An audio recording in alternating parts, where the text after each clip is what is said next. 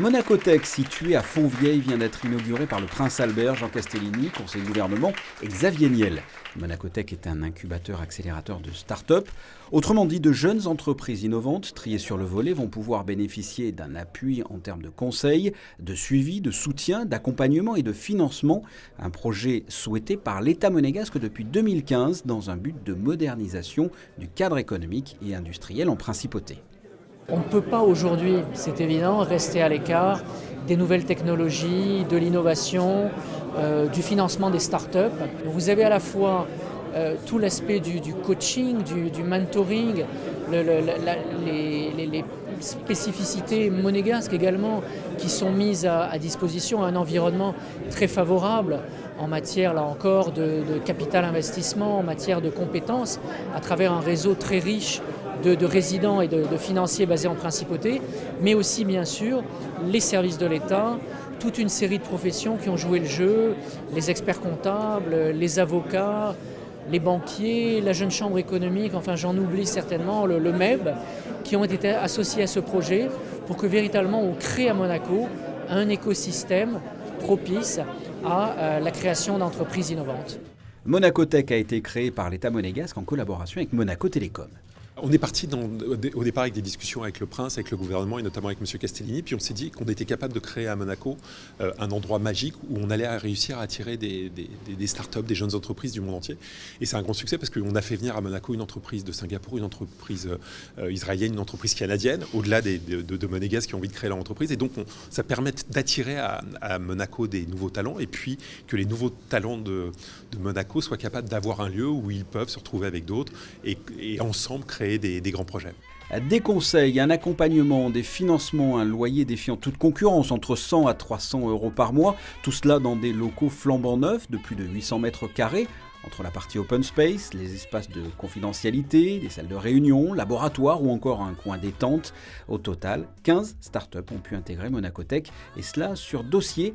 La concurrence a été très rude. Le choix était difficile parce qu'on a eu 172 candidats, on a retenu 15, donc un peu moins de 10%, donc ça a été très sélectif. Donc on a regardé quoi? En fait, les premiers aspects qu'on a regardé, c'est est-ce que l'équipe qui portait le projet était complémentaire. Voilà, est-ce qu'il y avait quelqu'un qui avait une connaissance plus technique, plus business, etc. Voilà. Après, on a évalué le potentiel économique d'un projet. C'est un peu ce que font tous les accélérateurs incubateurs. Quel est le potentiel de vraiment exploser et de passer à l'échelle supérieure. Mais ce qu'on a aussi surtout regardé, c'est la pertinence pour Monaco. Parce que ce qu'on veut promouvoir, en fait, c'est l'entrepreneuriat durable qui va être pérennisé au moins en partie à Monaco. Voilà. Donc on a à la fois évalué est-ce que le projet avait une pertinence pour être établi à Monaco dans la durée, et aussi est-ce que les porteurs de projets venant d'étrangers avaient un réel projet de vie à Monaco.